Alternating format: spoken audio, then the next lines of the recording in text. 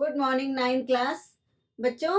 आज हम आपको आपके विज्ञान में जो जीव विज्ञान की यूनिट है उसमें कोशिका कोशिका जिसको जीवन की मौलिक इकाई फंडामेंटल यूनिट ऑफ लाइफ के बारे में ये लेसन 6 है। आज हम आपको इसी लेसन के अंतर्गत कोशिका के बारे में बताएंगे। कोशिका क्या है और इसके कोशिका के अंदर कौन कौन से ऑर्गेनेलीज या अंगक पाए जाते हैं, उनके क्या कार्य हैं, इन सभी के बारे में हम आपको समझाएंगे। आप सभी जानते हैं बच्चों, कोशिका जो है ये बहुत स्मॉल यूनिट है। सभी जीवधारी का शरीर छोटी छोटी इकाइयों से मिलकर बना होता है। इन इकाइयों को हम कोशिका कहते हैं। कोशिका की सर्वप्रथम खोज रॉबर्ट हुक ने 1665 ईस्वी में अपने द्वारा निर्मित सूक्ष्मदर्शी के द्वारा की थी। उन्होंने एक कॉर्क को अपने सूक्ष्मदर्शी के द्वारा जो है देखा और उन्होंने पाया कि कॉर्क में छत्ते नुमा संरचना पाई जाती है, जिसको बच्चों उन्होंने कोशिका का नाम दिया। चूंकि कोशिका जिसको इंग्लिश में सेल कहते हैं, ये एक लैटिन शब्द है बच्चों, जिसका मतलब होता है छोटा कमरा। इसीलिए रॉबर्ट हुक ने इस कोशिका को जब कॉर्क के में देखा तो उन्होंने देखा कि कॉर्क छोटे छोटे छत्ते नुमा संरचना के द्वारा बना हुआ है, तो प्रत्येक छत्ते को उन्होंने एक कोशिका का नाम दिया। तो इसीलिए हम कोशिका को संरचनात्मक और क्रियात्मक इकाई सभी जीवधारियों की जो है मानते हैं। इसकी परिभाषा देते हैं बच्चों कि cell is the structural and functional unit of living beings. संरचनात्मक और क्रियात्मक इकाई ऑफ ए सजीव प्राणी की मानी गई है और इसके बारे में समय समय पर बहुत से वैज्ञानिकों ने इस पर अध्ययन किया। सबसे पहले स्लाइडेन और स्वान, ये दोनों वैज्ञानिकों ने मिलकर सेल थ्योरी को प्रतिपादित किया और उनके अनुसार सभी जीवों में विभिन्न प्रकार की कोशिकाएं पाई जाती हैं जो भिन्न भिन्न प्रकार के कार्य करती हैं। तो सबसे पहले बच्चों हम ये जानेंगे कि हमारे जो एक कोशिका पाई जाती है इसकी संरचना क्या है और इस कोशिका के अंदर कौन कौन से अंग पाए जाते हैं जो सभी जीवधारियों की जैविक क्रियाओं को संपन्न करते हैं। बच्चों, कोशिका एक अपने में स्वयं संपूर्ण जो जीवधारी है, अर्थात उसके अंदर सभी जैविक क्रियाएं एक कोशिका के अंदर बच्चों संपन्न होती हैं।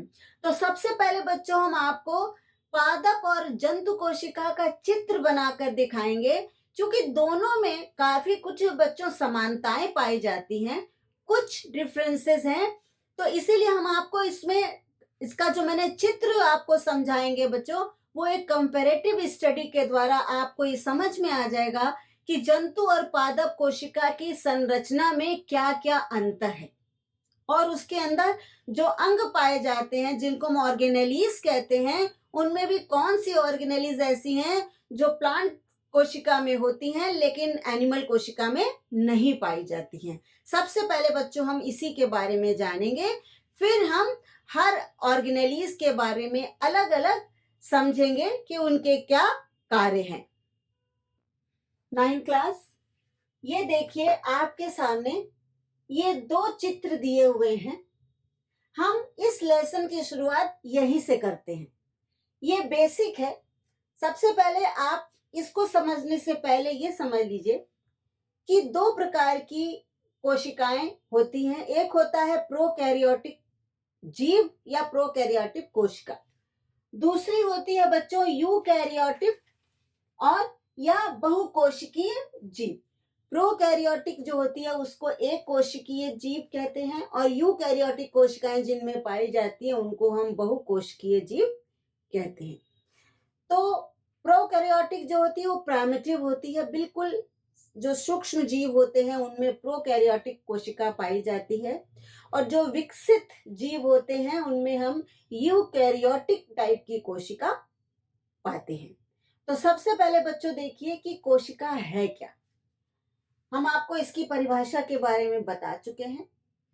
ये एक पादप कोशिका है और ये एक जंतु कोशिका है। सबसे पहले बच्चों अगर हम इसके बाहरी स्ट्रक्चर का ध्यान से इसको देखें, इसका अध्ययन करें, स्टडी करें, तो हम देख रहे हैं कि जंतु कोशिका जो है ये केवल एक जो है प्लाज्मा झिल्ली के द्वारा कवर रहती है, अर्थात इसकी आकृति बहुत रिजिड नहीं होती है। लेकिन जो पादप कोशिका है बच्चों, ये 3 लेयर्ड जो है कोशिका भित्ति के द्वारा बनी होती है। इसकी जो कोशिका भित्ति होती है ये सेलुलोज की होती है, नॉन लिविंग होती है बच्चों। और ये देखिए अंदर की तरफ की जो लेयर होती है उसको हम कोशिका कला या जो है सेल वॉल या सेल मेम्ब्रेन के नाम से जानते हैं। ये है लास्ट में सबसे पहले कोशिका भित्ति, फिर ये है मिडिल कोशिका भित्ति और ये अंदर की है सेल वॉल को, अंदर सेल वॉल जो इसको हम अंदर की कोशिका भित्ति भी कह सकते हैं। अर्थात पादप कोशिका 3 लेयर्ड आउटर कवर होता है और जंतु कोशिका में केवल एक प्लाज्मा झिल्ली पाई जाती है। अब बच्चों समानता देखते हैं कि इन दोनों कोशिकाओं में क्या क्या समानताएं हैं। सबसे पहले देखिए बच्चों, मध्य में हम आते हैं केंद्रक। क्योंकि केंद्रक किसी भी जीव के जीवित होने का प्रमाण उसमें उपस्थित केंद्रक के द्वारा ही होता है। तो केंद्रक जो है ये दोनों में ही पाया जाता है, चाहे वो पादप कोशिका हो या जंतु कोशिका हो बच्चों। बिल्कुल लगभग मध्य में कोशिका के केंद्रक या जिसको हम न्यूक्लियस कहते हैं पाया जाता है बच्चों। ये न्यूक्लियस जो है ये सबसे बाहर न्यूक्लियर मेम्ब्रेन जिसको हम कहते हैं केंद्रक कला, न्यूक्लियर मेम्ब्रेन से दोनों साइड पे बच्चों न्यूक्लियर मेम्ब्रेन चारों तरफ इसको घेरे रहती है। बीच में रप्चर पाया जाता है जिसमें उसे दूसरे ऑर्गेनेलीज जुड़े रहते हैं जिनके बारे में अभी आपको बताएंगे। तो सबसे पहले केंद्रक के बारे में समझिए। केंद्रक के अंदर केंद्रक द्रव्य पाया जाता है। केंद्रक में एक जाल जैसी संरचना, धागे नुमा जाल जैसी संरचना पाई जाती है जिसको हम क्रोमेटिन नेटवर्क या क्रोमेटिन धागा कहते हैं। ये जो क्रोमेटिन नेटवर्क होता है, जब कोशिका का विभाजन होता है तो यही क्रोमेटिन नेटवर्क बच्चों क्रोमोसोम्स में परिवर्तित हो जाते हैं और वही क्रोमोसोम जो है कोशिका विभाजन में जो है एक्टिव पार्टिसिपेट करते हैं। मध्य के ये केंद्रक के कोने में एक केंद्रिका पाई जाती है, न्यूक्लियोलस जिसको कहते हैं। दोनों केंद्रकों में ये केंद्रिका पाई जाती है। तो एक केंद्रक का निर्माण बच्चों कैसे होता है? केंद्रक कला, केंद्रिका, केंद्रक द्रव्य और क्रोमेटिन नेटवर्क। चाहे वो पादप कोशिका हो या जंतु कोशिका हो, केंद्रक दोनों में उपस्थित होता है। दूसरा बच्चों देखिए माइटोकॉन्ड्रिया।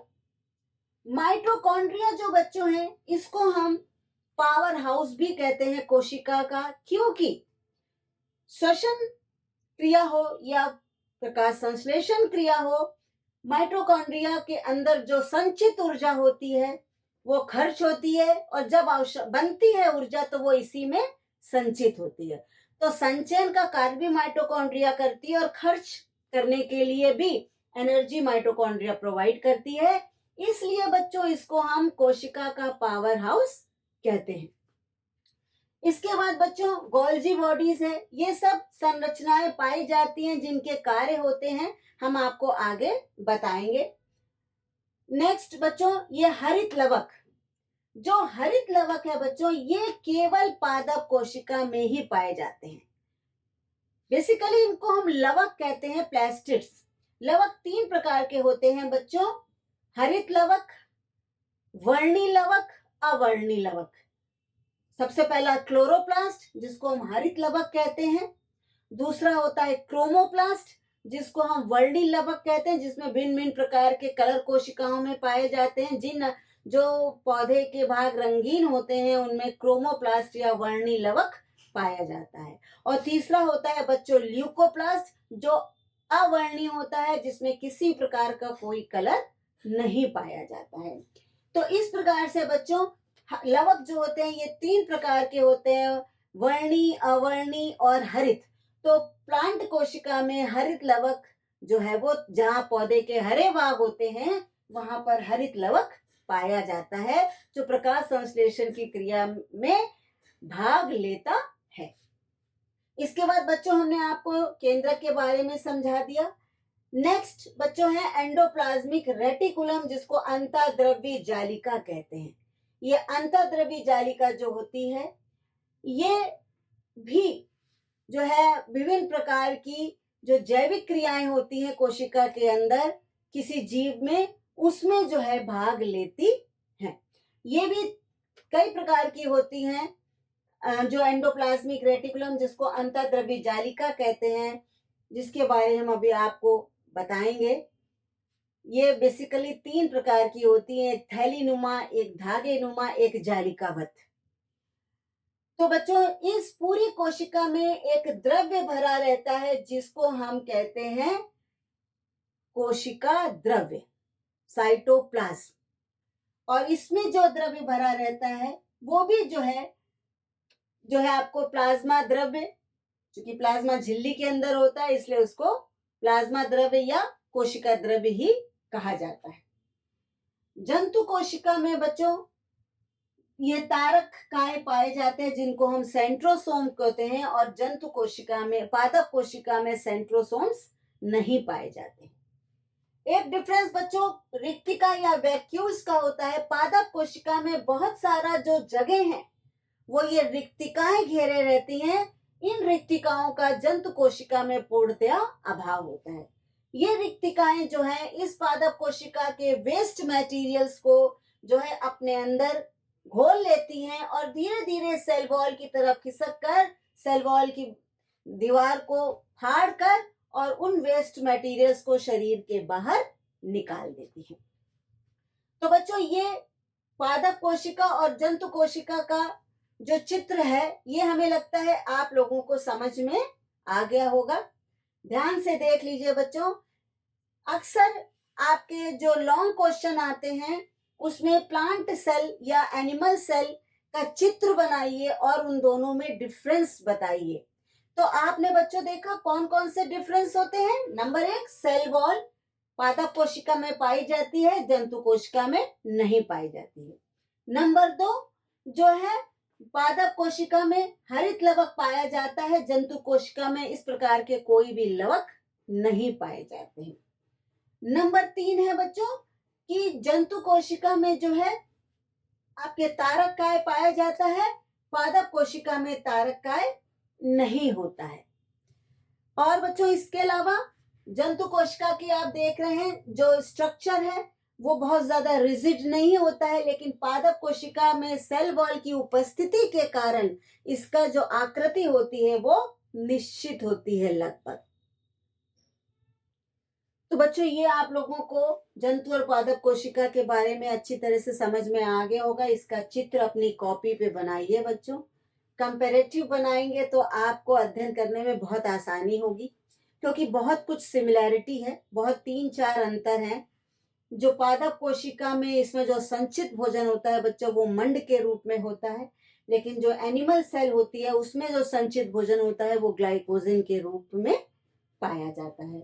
तो 3-4 अंतर के अलावा बच्चों बाकी सब इसमें सिमिलैरिटी है। तो जो भी अंगक पाए जाते हैं, जो इनके कार्य होते हैं जंतु कोशिका के, वही पादप कोशिका के कार्य होते हैं। तो किसी एक ऑर्गेनेलिस के बारे में अगर आप समझ लेंगे तो आप उसको जंतु और पादप दोनों में जो है एक्सप्लेन कर लेंगे। तो अब हम आपको इसमें जो अंग पाए जाते हैं उसके बारे में बताते हैं, और हम कुछ कुछ जहां जरूरत होगी वहां आपको चित्र के द्वारा भी समझाते रहेंगे। देखिए 9th क्लास, एक कोशिका को 3 भागों में संरचनात्मक रूप से 3 भागों में बांटा जाता है। सबसे पहला होता है उसका बाह्य आवरण। ये बाह्य आवरण बच्चों जो है उस कोशिका को एक निश्चित आकृति देता है, आकार देता है और उसकी सुरक्षा भी करता है। नंबर 2 है जीव द्रव्य, जिसको हम जीवन का द्रव्य भी कहते हैं। इसको हम जीवन का भौतिक आधार भी कहते हैं, क्योंकि जीव द्रव्य के अंदर ही जीवन की सभी जैविक क्रियाएं संपन्न होती हैं। तीसरा कोशिकांग, या जिसको हम ऑर्गेनेलिस कहते हैं। कौन कौन से अंग इसके अंदर पाए जाते हैं कोशिका के कोशिका द्रव्य में? तो दो प्रकार के अंग जो है इसमें, एक वो जिनमें सिंगल मेम्ब्रेन होती है या मेम्ब्रेन नहीं होती है, जैसे राइबोसोम, सेंट्रोसोम तारककाय और वैक्यूल रिक्तिका। दूसरा होता है द्विकलीय या double membrane organelles. Double membrane organelles, ये बच्चों इस प्रकार के जो ऑर्गन पाए जाते हैं, अंग पाए जाते हैं कोशिका के अंदर, वो 5 होते हैं। नंबर 1 केंद्रक, नंबर 2 माइटोकॉन्ड्रिया, नंबर 3 लवक, जो केवल प्लांट कोशिका में पाया जाता है, जंतु में लवक नहीं पाया जाता है बच्चों। चौथा है अंतःप्रद्रव्य जालिका, जिसको एंडोप्लाज्मिक रेटिकुलम भी कहते हैं। और छठा है गोल्जी काय। ये 5 प्रकार की ऑर्गेनेलिस जो हमारे कोशिका के कोशाद्रव्य में इधर उधर जो है डिस्ट्रीब्यूट होती है। अब बच्चों इनके बारे में हम आपको कोशिका, देखिए ये बाह्य आवरण भी दो, एक कोशिका कला और दूसरा कोशिका भित्ति। कोशिका भित्ति केवल पौधों में पाई जाती है, जो हम आपको चित्र के द्वारा समझा चुके हैं। और कोशिका भित्ति के अंदर जो मेम्ब्रेन होती है उसको हम कोशिका कला कहते हैं। अब बच्चों इसके बारे में हम आपको बताते हैं। देखिए बच्चों, जो इसका कोशिका का सबसे बाह्य आवरण है वो है कोशिका भित्ति, और कोशिका कला से मिलकर बना होता है बच्चों। कोशिका कला जो है ये बाहरी आवरण, सबसे बाहरी आवरण कोशिका भित्ति होती है, जो केवल पादप में पाया जाता है। जंतु कोशिका में केवल कोशिका कला, या जिसको प्लाज्मा मेम्ब्रेन कहते हैं, पाया जाता है, जो केवल सुरक्षा प्रदान करती है और ये एक सेलेक्टिव परमिएबल का कार्य करती है। ये उन्हीं चीजों को कोशिका कला कोशिका के अंदर आने देती है जिसकी आवश्यकता होती है। ये सभी पदार्थों को आवागमन से रोकती है। दूसरा बच्चों ये हमें बताया, कोशिका भित्ति जो है ये मजबूत सुरक्षा कवच है, और ये केवल पादप कोशिका में ही पाया जाता है बच्चों। और ये 3 परतों की बनी होती है, प्राथमिक, द्वितीयक, और इन दोनों के बीच में एक मध्य पटलिका होती है। प्राथमिक जो आपकी मेम्ब्रेन होती है प्राइमरी, वो प्राथमिक कोशिका भित्ति जो होती है वो सेलुलोज की बनी होती है बच्चों। द्वितीयक जो होती है वो लिग्निन पैक्टिन की बनी होती है, और इन दोनों के बीच में जो ये मध्य पट्टिका होती है ये एक सेतु का कार्य करती है, और ये बीच में एक सीमेंट की लेयर की तरह उपस्थित होती है। दूसरा बच्चों जीव द्रव्य, जैसा कि कहा हुआ है कि ये जीवन का भौतिक आधार है। सभी जैविक क्रियाएं इस जीव द्रव्य के अंदर ही संपन्न होती हैं बच्चों, और इसको 2 भागों में बांटा गया है। एक कोशिका द्रव्य, इस कोशिका द्रव्य के अंदर ही कोशिका में पाए जाने वाले सभी जो कोशिकांग होते हैं वो पाए जाते हैं, और विभिन्न प्रकार की भौतिक और रासायनिक क्रियाएं बच्चों इस कोशिका द्रव्य में संपन्न होती है। दूसरा केंद्रक द्रव्य है। किसी भी जीव के जीवित होने का प्रमाण जीव द्रव्य होता है, जिसके अंदर कोशिका द्रव्य और केंद्रक द्रव्य पाया जाता है। विभिन्न प्रकार की कोशिकाओं में जो विभाजन होता है बच्चों, वो इसी कोश केंद्रक द्रव्य के अंदर जो गुणसूत्र पाए जाते हैं उन्हीं के द्वारा जो है कोशिका विभाजन करती है। नेक्स्ट बच्चों तीसरा है ऑर्गेनेलिस, या जिसको हम जो है ऑर्गेनल्स या कोशिकांग कहते हैं। ये 2 प्रकार की मेम्ब्रेन से बने होते हैं, इसलिए इनको 2 भागों में बच्चों विभाजित किया जा सकता है। नंबर 1 सिंगल मेम्ब्रेन या मेम्ब्रेन एब्सेंट होती है बच्चों, वो है राइबोसोम्स, सेंट्रोसोम और वैक्यूल। वैक्यूल केवल पादप कोशिका में पाई जाती है बच्चों, जंतु कोशिका में इसका पूर्णतया अभाव होता है। और द्वितीय जो है बच्चों, दूसरा इसको द्विकलीय या डबल मेम्ब्रेन जो ऑर्गेनेलिस होते हैं, उनको भी हमने आपको बताया 5 भागों में बांटा है, तो जिनके बारे में हम अलग अलग जो है वो समझेंगे बच्चों। देखिए सबसे पहले बच्चों केंद्रक। केंद्रक की जो खोज है वो रॉबर्ट ब्राउन ने 1831 ईस्वी में की थी बच्चों। केंद्रक हर कोशिका का बहुत ही इम्पोर्टेंट पार्ट होता है बच्चों। आपको हम चित्र जब हमने आपको कोशिका का बना के बताया था कि एक केंद्रक में सबसे बाहरी आवरण केंद्रक कला का होता है। केंद्रक कला जिसको न्यूक्लियर मेम्ब्रेन कहते हैं, उसके अंदर केंद्रक द्रव्य जिसको न्यूक्लियोप्लाज्म कहते हैं भरा रहता है।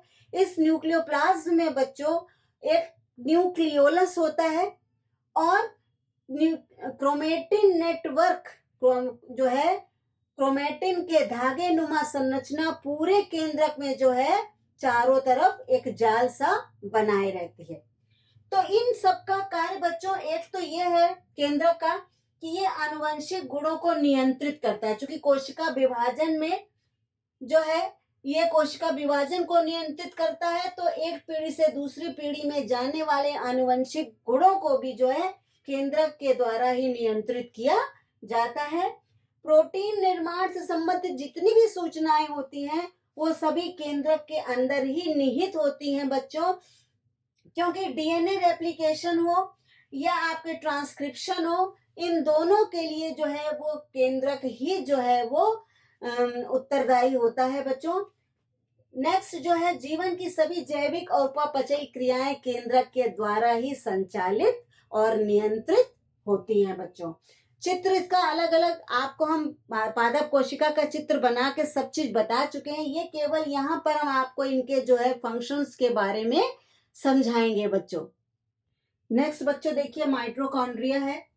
माइटोकॉन्ड्रिया को कोशिका का पावर हाउस भी कहते हैं क्योंकि ऊर्जा का संचयन जो है इसी माइटोकॉन्ड्रिया के अंदर होता है बच्चों। ये दोहरी मेम्ब्रेन की बनी होती है।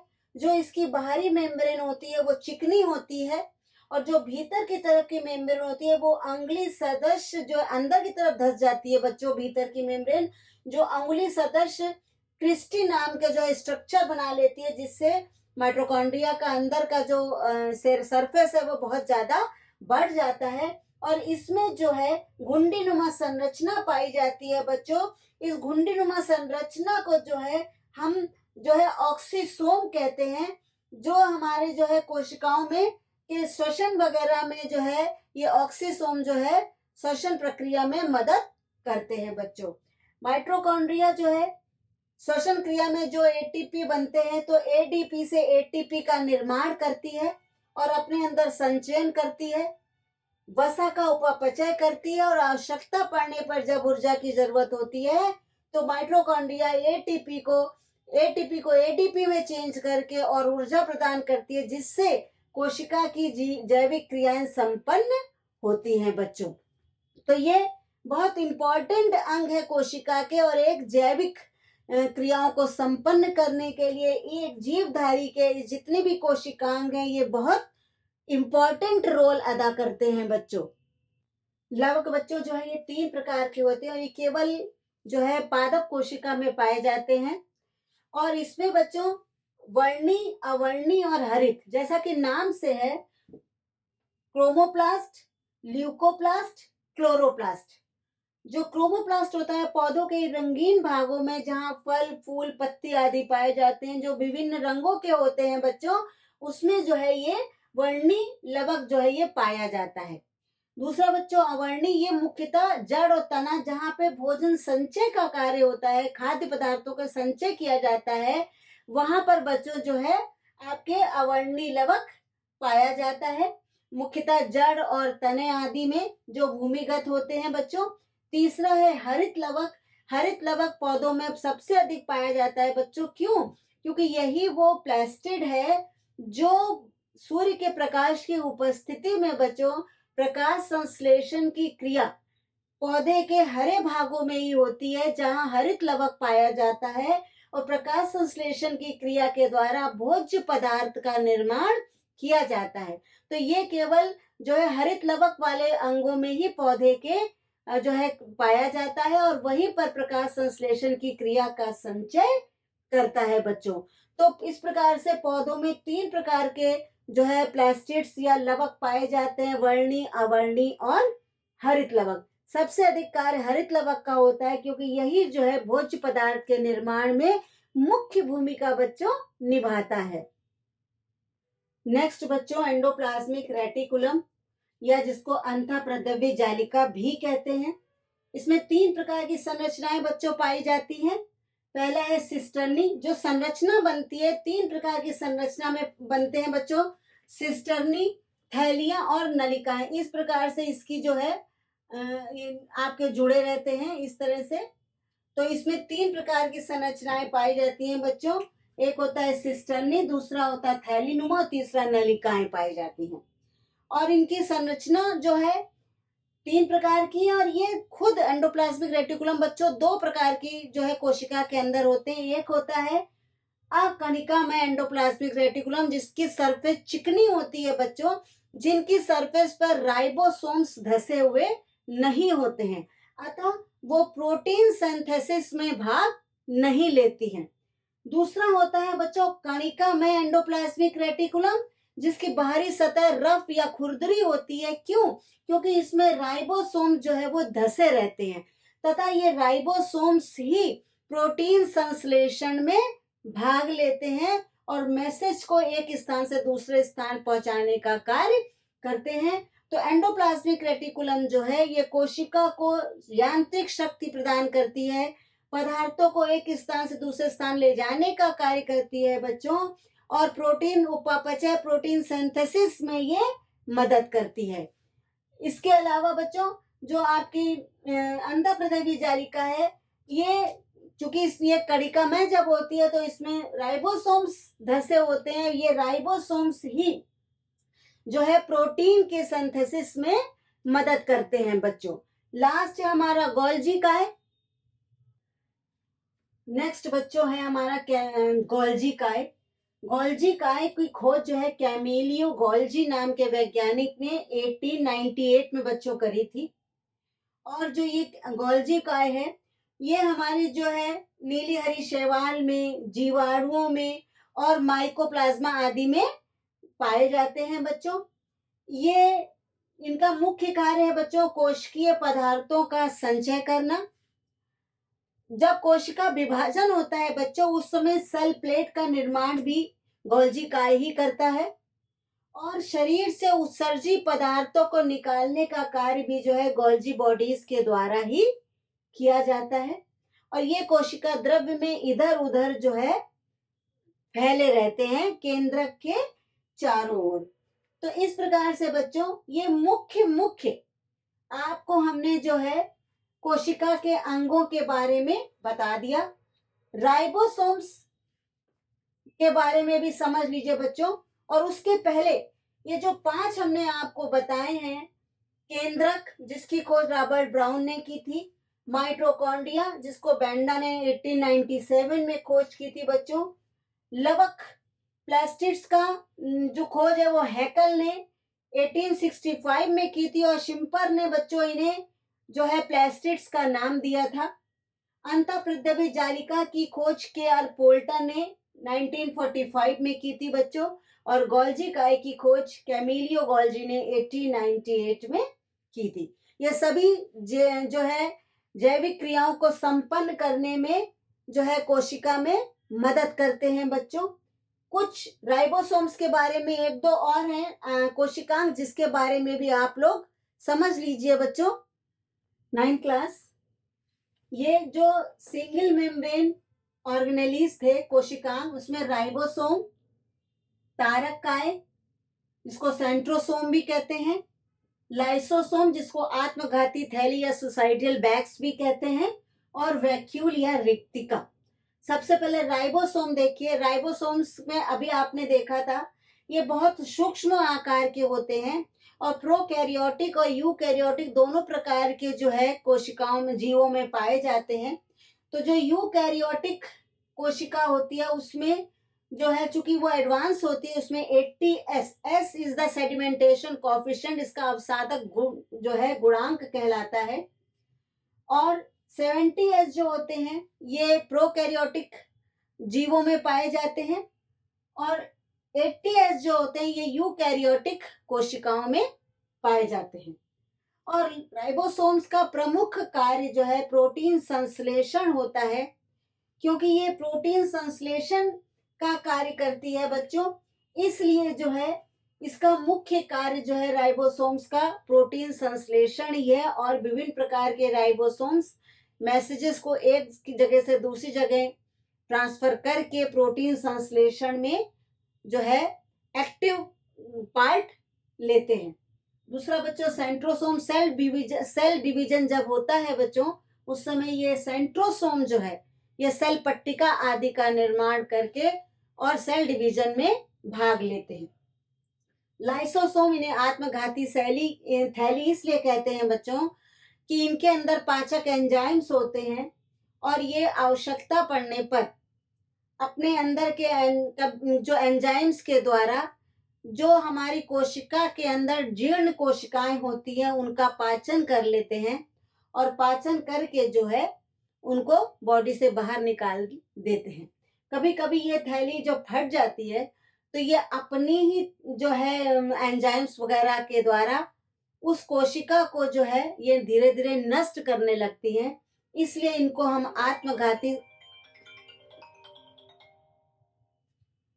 आत्मघाती थैली भी कहते हैं। रिक्तिका लाइसोसोम्स के बारे में बच्चों हम बता चुके हैं आपको। ये जल, भोजन और अन्य पदार्थों का संचरण का कार्य करती है।